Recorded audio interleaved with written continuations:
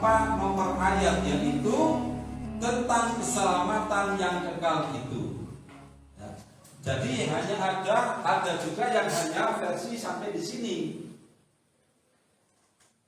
Ini sebagai penutup kitab Kisah Yesus karangan Markus. Tidak ada ayat 9 sampai ayat 20. Ada pula tanpa ayat ini. Dari sini, ya, dari ayat 8 ini langsung ke ayat 9 ini. Jadi tanpa ini. Berakhir pada ayat 20. Ternyata setelah dilacak dan diselidiki, ternyata ayat 9 sampai ayat 20 ini yang tadi penutup yang tidak punya nomor tadi, ya, tidak punya nomor ayat setelah ayat 8. Nah, ini menurut Lembaga Biblika Indonesia. Ya. Nah, kalau Alkitab itu yang tadi dibawa itu terbitan Lembaga Alkitab Indonesia, yang asalnya itu lembaga milik Protestan, sekarang sudah digabung Katolik juga dalam naungan Lembaga Alkitab itu, LAI. Nah, Katolik sendiri punya Lembaga Biblika Indonesia atau LBI.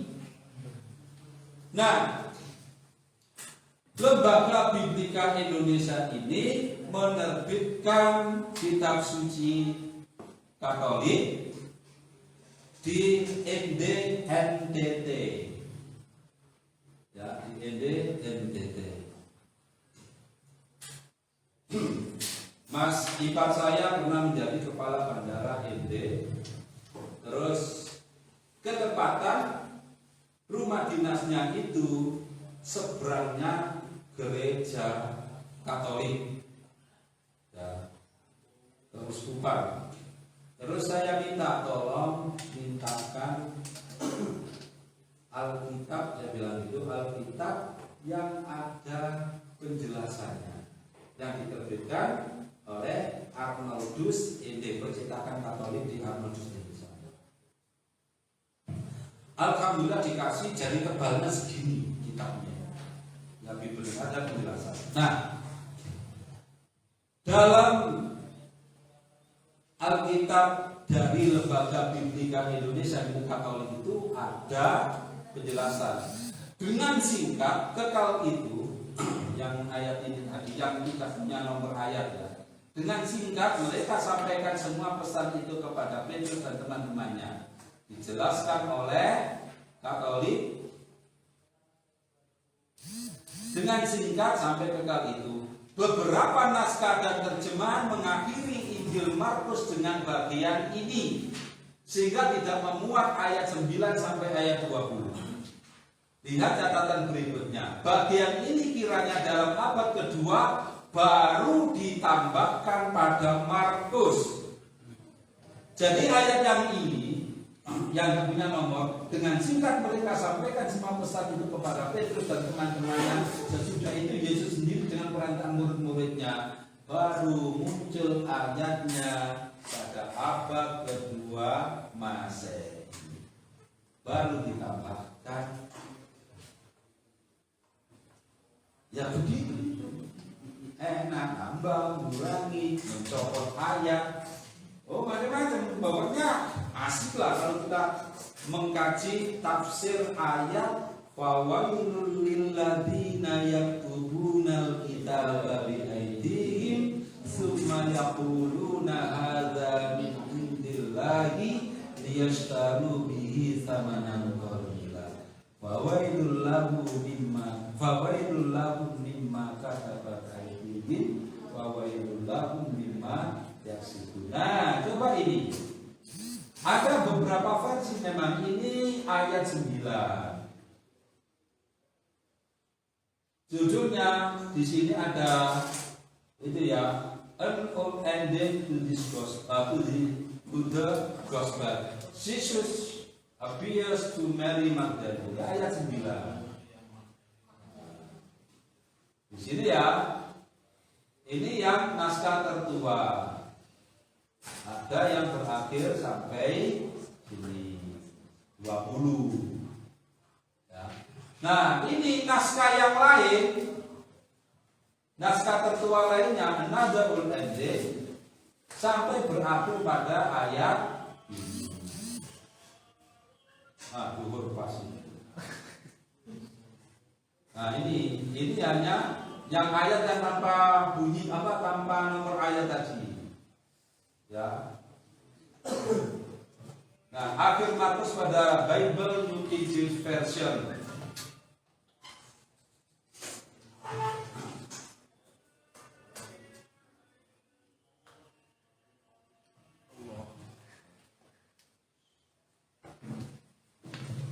Nah, ini King James Version yang baru. Coba ini, ya 9. Saya kasih tanda panah. Ayat 9 ayat 8. Saya teruskan. Ada apa kok saya kasih tanda panah? Ini. Nah, di sini juga dikasih tanda. Ya, ini dikasih tanda. Dan ternyata apa? Ini dijelaskan bahwa saya hanya kecil ya, saya lupa nggak ngasih penjelasan ini. Ya.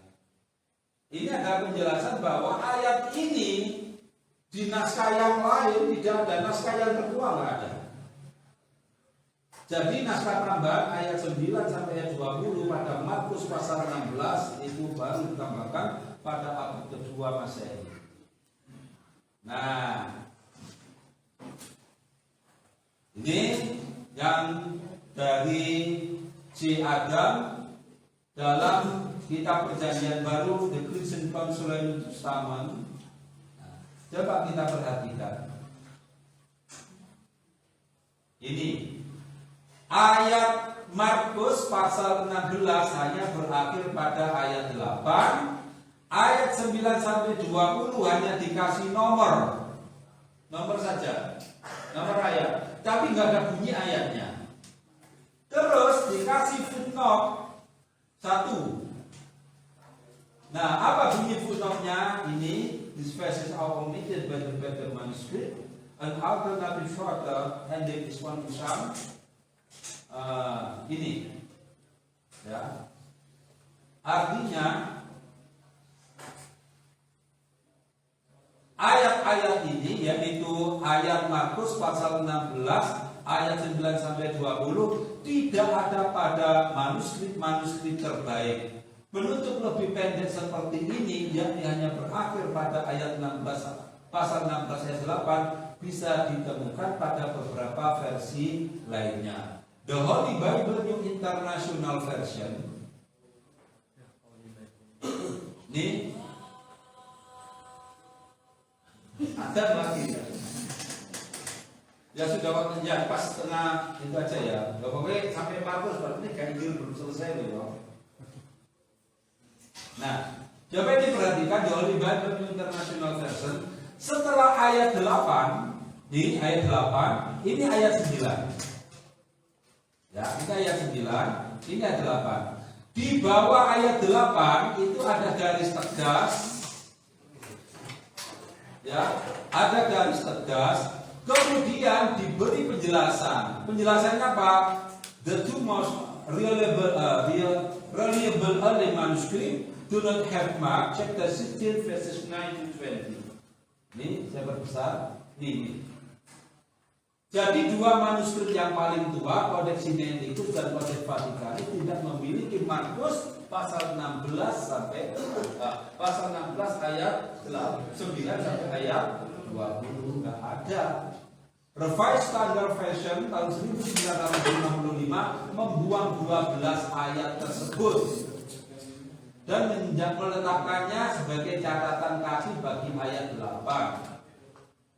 Ya, The Five Gospel yang tadi saya sebutkan sama sekali tidak memuat dan tidak memberikan komentar. Lembaga Biblika Indonesia menyatakan ayat 9 sampai sesuai kan itu belangkem dan baterai habis ini. 1 bener ya. Ayat 9 sampai ayat 20. Bagian penutup Markus ini pasti termasuk ke dalam kitab suci dan diinspirasikan. Ini belum berarti bahwa ayat-ayat ini juga dituliskan oleh Markus dan sangat diragukan apakah sungguh-sungguh termasuk ke dalam Injil sebagaimana diubah oleh Markus. Ayatnya tambah. Dan pendeta-pendeta korban dari ayat ini banyak sekali.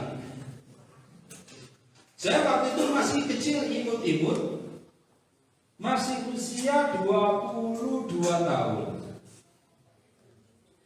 Dialog dengan seorang pastor doktornya dari Roma, bidang Islamologi, doktornya itu namanya Dr. Sictus Situmorang, dan dia pernah menjadi dosen di Seminari Alkitab Asia Tenggara Malang. Dia hebat.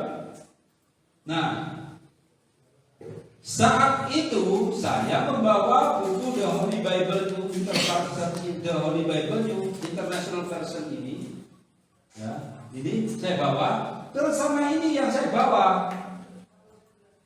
Nah, buku ini. Makanya nggak usah kaget kenapa kau recep buku ini, karena saudara waktu saya masih usia 22 tahun lalu. Nah, bawa. Terus saya tanya kepada sang pastor. Ya, saya panggil Romo. Kan Markus itu berakhir pada pasal 16 ayat 20. Katanya, iya. Lah ini yang saya bawa ini, kenapa kok yang ayat 9 dan 20 hanya ditulis ayatnya tapi tidak ditulis isinya? Terus dia mengatakan, memang yang ayat 9 sampai ayat 20 itu adalah ayat tambahan. Saya tanya, terus siapa yang nambahin?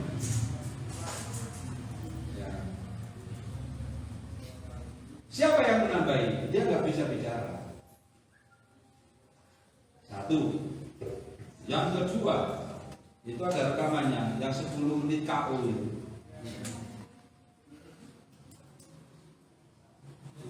Kan katanya bunyi ayatnya itu begini, bunyi ayatnya.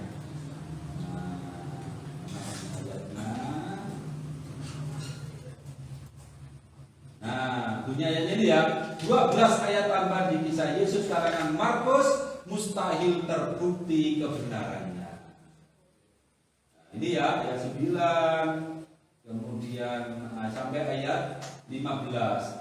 Lalu Yesus berkata kepada mereka, pergilah ke seluruh dunia, beritakanlah Injil kepada segala makhluk. Siapa yang percaya dan dibaptis akan diselamatkan, tetapi siapa yang tidak percaya akan dihukum. Nah, tanda-tanda orang yang percaya bahwa Yesus itu Tuhan, tanda-tandanya yaitu disebutkan pada ayat 17, tanda-tanda ini akan menyertai orang-orang yang percaya. Mereka akan mengusir setan demi namaku. Mereka akan berbicara dalam bahasa-bahasa baru bagi mereka. Mereka akan memegang ular, dan sekalipun mereka minum racun maut, mereka tidak akan mendapat celaka. Mereka akan meletakkan tangannya atas orang sakit, dan orang itu akan sembuh. Ya. Pak Ali sudah masuk. Sudah masuk. Tapi apakah ini sholat dulu? Iya, sholat. Berarti sholat sekalian. Karena dulu bilang aja. Ya, tapi di on kan aja laptopnya sana. Ya. Ya, sekarang sholat, nanti kita lanjut. Ya, nggak usah penasaran. Saya sudah tobat sambil tertawa. Saya sudah tobat sudah. Kenapa dosa Bu? Itu sebenarnya buatan saya itu. Gawat gitu. Bener tanya itu Pak Kodi itu. Ya.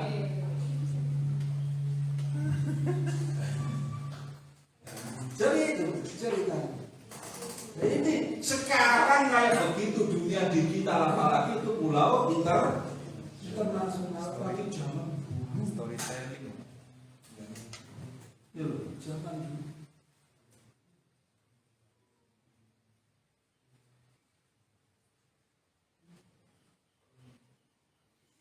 Ini tadi ya, kita Al-Baqarah 78. Nah, bahasa Inggrisnya ada ya?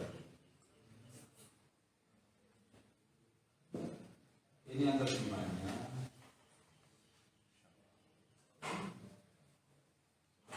Ya, iya. Ini kata Batman, pakar kitab Perjanjian Baru. Buku sangat penting bagi orang-orang Kristen masa awal. Tidak berarti bahwa semua orang Kristen bisa membaca buku. Ya. Malah sebagian besar orang Kristen masa awal, sebagaimana sebagian besar orang lain di seluruh Kekaisaran Romawi, termasuk orang Yahudi, itu mayoritas buta huruf. Buta huruf. Nah, ini bukunya ya, yang ini buku terjemahannya. Gambarnya persis, yang bahasa Inggris gambarnya persis ini. Itu hanya tinggal ganti judul ini saja. Ini sama ini tetap. Yang ganti terjemahan hanya ini. Ini tetap. Covernya ya ini yang asli. Nah, itu sudah diterbitkan oleh Gramedia halaman.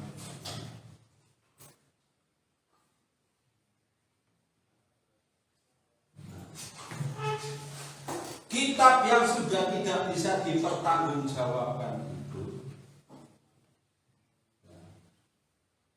ternyata di penutup Perjanjian Baru ada ayat berbunyi ini. Aku kepada setiap yang mendengar perkataan-perkataan nubuat dari kitab ini, jika seorang menambahkan sesuatu kepada perkataan-perkataan ini, maka Tuhan akan menambahkan kepadanya malapetaka yang tertulis di dalam kitab ini. Dan jika seseorang mengurangkan sesuatu dari perkataan-perkataan dari kitab nubuat ini, maka Tuhan akan mengambil bagiannya dari pohon kehidupan dari Roh Kudus, seperti yang tertulis di dalam kitab ini. Nah, ternyata apa? Ancaman dari ayat ini, siapa yang menambah ayat, menambah perkataan dalam kitab Sintia Kristen ini, maka dia akan mendapatkan malapetaka. Dan siapa yang mengurangi kata atau kalimat dalam kitab suci Kristen ini, maka dia akan dicabut dari kota kudus, terusir dari kota suci. Ini kan kesimpulannya.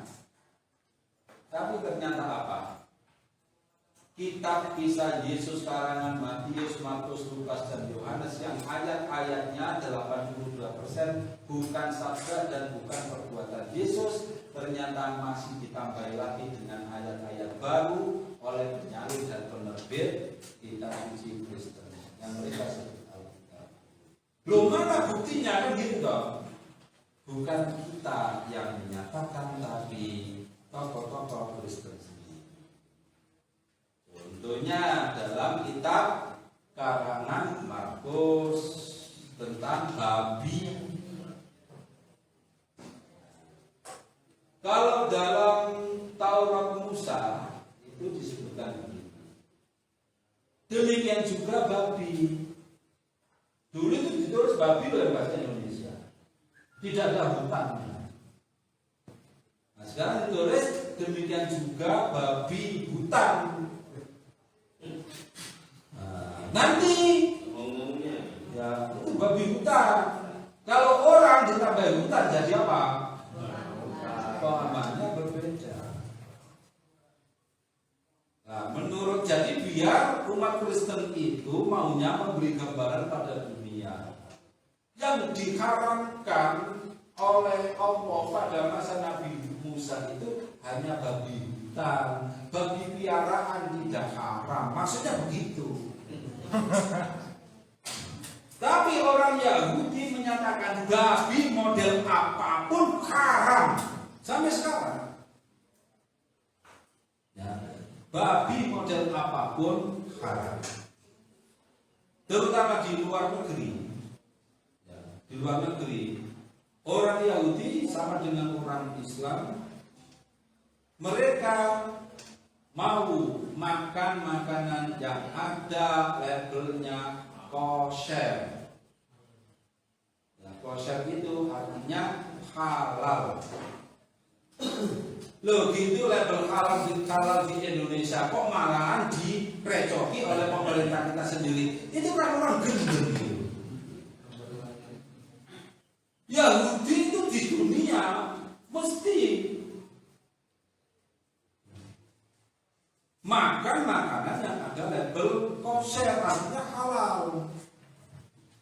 Kita umat Islam Indonesia ini yang mayoritas minta supaya makanan ada label makanan dan obat ada label halal. Kalau nggak ada berarti nggak halal kan gitu. Yang tidak halal nggak boleh dikasih label.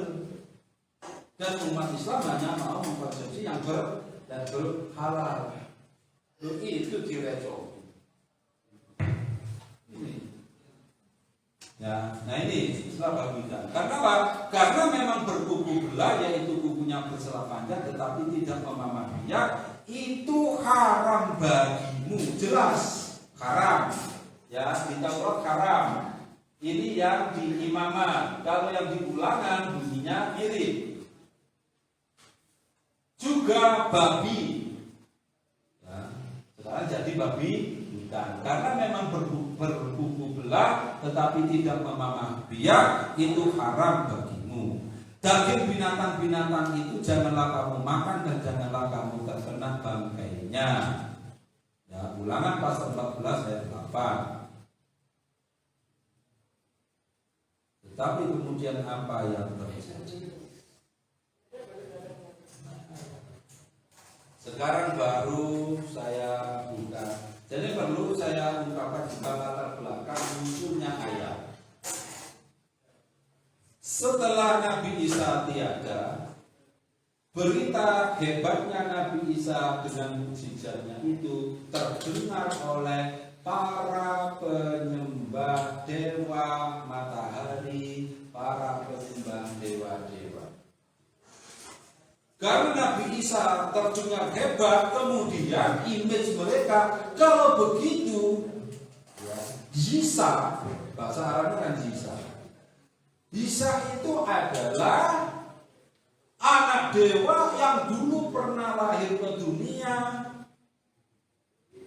kemudian menderita, mati, hidup, mati, dikubur selama 3 hari 3 malam, kemudian bangkit hidup lagi. Itu konsep kepercayaan para penyembah dewa, terutama dewa matahari. Nah, karena mereka tidak tahu identitas Nabi Isa dan mereka kan akhirnya menganggap Nabi Isa kan anak dewa. Hanya saja yang menjadi persoalan adalah kalau Nabi Isa sunat, para penyembahnya tidak sunat. Pengikut Nabi Isa sunat. Kalau Nabi Isa dan para pengikutnya mengharamkan babi, lah para penyembahnya ini sudah terbiasa makan babi ya? Guling. Apalagi babi guling apa babi guling? Beda loh ya babi guling dengan babi guling itu. Nah, ini karena mereka terbiasa makan babi, kan begitu kan? Terbiasa makan babi. Mereka nggak terbiasa sunat, terbiasa makan babi. Maka dibuatkanlah ayat. Ayatnya membuat mana? Nah, jadi ini. Yang ayat ini dulu kesimpulannya penting. Menurut tradisi atau adat Yahudi, makanan halal, ya, makanannya halal. Waktu makan, makannya dengan tangan. Mau makan, tangannya tidak dicuci dulu. Ya, makanannya halal. dan tidak najis. Nah, menurut adat Yahudi, makanan yang halal, kalau mau makan harus cuci tangan. Kalau tidak cuci tangan dulu, berarti ini tangan najis. Kalau tangan najis menyentuh makanan yang halal, maka makannya jadi najis dan haram. Ini menurut tradisi adat Yahudi. Lah, menurut Yesus, menurut Nabi Isa, makanan yang halal disentuh oleh tangan yang tidak dibasuh dulu, makanannya ini tetap halal.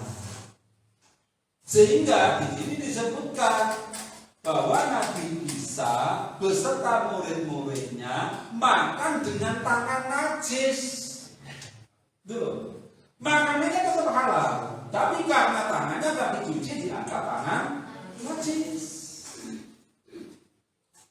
Orang-orang Farisi kaget, loh, Yesus makan makanan yang najis karena tangannya tidak dibasuh.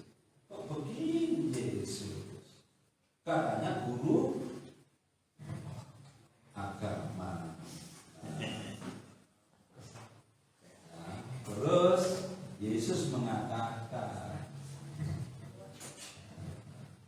apakah kamu juga tidak dapat memahaminya? Tidak tahukah kamu bahwa segala sesuatu dari luar yang masuk ke dalam seseorang tidak dapat menajiskannya? Karena bukan masuk ke dalam hati, tetapi ke dalam perutnya, lalu dibuang di jamban.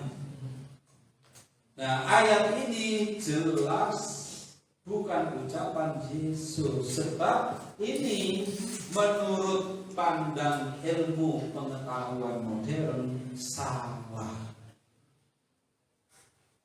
Kenapa? Dapat diperhatikan. Tidak tahukah kamu bahwa segala sesuatu dari luar yang masuk ke dalam seseorang tidak dapat menajiskannya? Sesuatu dari luar. Apa? Ya segala-galanya. Air comberan kan dari luar. Air kencing yang bukan airnya manusia. Ya, air comberan itu. Makanya itu gak usah heran di pemohon Minahasa ada pasal ekstrim. Ya, ada sapi tikus. Ada ular dijual, ular besar itu, anjing dan lain-lain. Karena segala dari luar. Di Manado itu juga sering dulu dan masih sekarang masih banyak. Ya kalau Sabtu gini nanti malam juga banyak yang teler, besok pagi kita melihat banyak orang yang tidur di comberan got itu. Ya karena apa? Ya mabuk-mabukan, jalan terus kecebur got itu biasa. Nah, jadi dari sini dalam ilmu logika sudah salah. Apalagi kemudian di sini dari sisi biologi dan ilmu kesehatan dan ilmu kedokteran. Ya, tidak dapat menajiskannya karena bukan masuk ke dalam hati tetapi ke dalam perutnya lalu dibuang di jamban. Dan berbeda dengan Al-Quran. Kalau Al-Quran itu kita diperintah oleh Allah memakan yang halal, halalan, thayyiban. Halal kok belum, tapi yang kok. Makanya kita itu dilatih begitu, jangan asal makan. Nasi basi halal atau tidak? Halal. Tapi enggak tahu ya. Kalau ini enggak, pokoknya dari luar apapun masuk. Secara logika sudah enggak benar, apalagi dalam ilmu kesehatan, kedokteran, psikologi, beda jauh. Segala makanan berpengaruh terhadap psikologi seseorang, jelas. Oleh karena itu jangan sekali-kali kita memakan makanan yang haram dan makanan yang didapatkan secara haram, itu jangan. Sebab apa? Nanti kita sulit untuk dikabulkan doa kita. Apa mana mau kena colongan? Loh, beberapa kali masjid kamu kehilangan mukena, tapi kita ikhlaskan biar orang yang bawa itu doanya dikabulkan oleh Allah. Kan kasihan, kita relakan. Oh, enggak ada kesadaran masjid dibawa gitu. Kita dikasih banyak kan masjid kami itu di Sidoarjo, kami bangun masjid yang depan 3 lantai, yang belakang 6 lantai, itu masjid tertinggi di Jawa Timur. Ini tinggal 10% saja udah selesai. Itu habis 30 miliar. Ya itu masjid Sidoarjo, namanya Masjid An-Nur. Ya meskipun belum jadi, belum selesai tapi sudah dipakai. Ada orang yang menginfakkan kira-kira 50 pasang sandal. Loh gitu loh, tinggal separuh sekarang. Saya bilang pada takmirnya, wis ikhlas loh, teman ikhlas loh, daripada orang ini sholat berdoa nggak diterima oleh Allah. Kan enak diinfakkan gitu aja. Ya sudah. Nah, ini terkadang masalah karakter juga. Makanan apapun meskipun halal itu mempengaruhi karakter. Di antaranya Ustadz Dr. Jainuddin yang biasa melatih dari kristologi yang bergabung dengan kita. Dia dulu kan guru besar bidang hadis di Universitas Madinah. Dulu dia kuliah di Madinah. Di antara syekhnya yang ngajar hadis itu adalah Syekh Nasiruddin Albani. Syekh Nasiruddin Albani waktu itu sudah tua dan dia kan masih muda, masih mahasiswa. Nah dia ini diajak naik ke lantai 3. Ternyata Syekh Nasiruddin Albani ini enak aja naik lantai 3. Sedangkan Pak Jainuddin lantai 3 sudah ngos-ngosan, diledek sama Syekh Nasiruddin. Ini orang Indonesia makanannya nasi itu apa? Naik 3 lantai nggak kuat. Karena Nasiruddin Albani makanya makan daging. Nah itu. Jadi segala sesuatu ada berpengaruh. Di sini kok malah karena bukan masuk ke dalam hati tetapi ke dalam perutnya lalu dibuang di jamban. Ini kan nggak lucu ini. Terus ditambahi sendiri oleh orang Kristen. Jadi ini tambahan ini bukan ditulis oleh Markus, tapi siapa penulisnya? Penerbit. Ditulis apa? Dengan demikian ia menyatakan semua makanan halal. Padahal Nabi Isa itu tidak pernah mengatakan, meskipun dalam kitab Injil yang sekarang ini dia mengatakan makanan yang haram sekarang sudah halal, nggak pernah. Tapi ini persoalannya, makanan yang halal disentuh oleh tangan yang belum dicuci. Menurut adat Yahudi, tangan ini tangan najis. Makanan yang halal disentuh oleh tangan najis berarti najis dan haram. Menurut Nabi Isa tidak.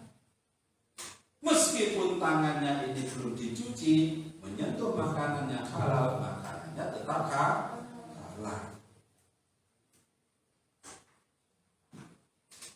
Nah ini bandingkan sehingga di sini Kirchbergen ini ya, banyak bandingannya. Jadi itu tambahan-tambahan. Nah di sini yang apa itu kan dikasih turun, saya kasih warna biru itu saya di situ juga output itu memang diambil tambahan. Nah, English translation itu juga ngasih tanda kurung. Saya di jenis kepada output afid to be eaten itu juga dinyatakan tambahan. Jadi memang mereka itu ya suka-suka lah nambah ngurangi. Bahkan ada pernah ayat yang dicopot dari halaman kitab sucinya.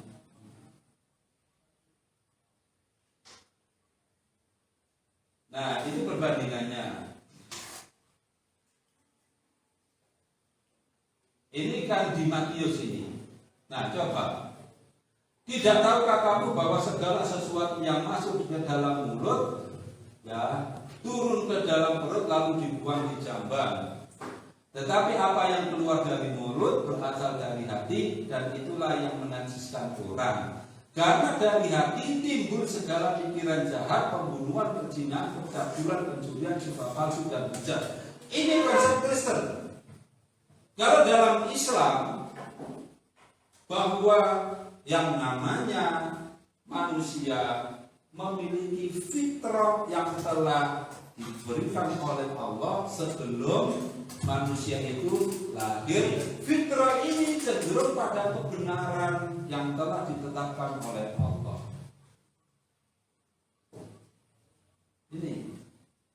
Ini sifat manusia, ada fitrah.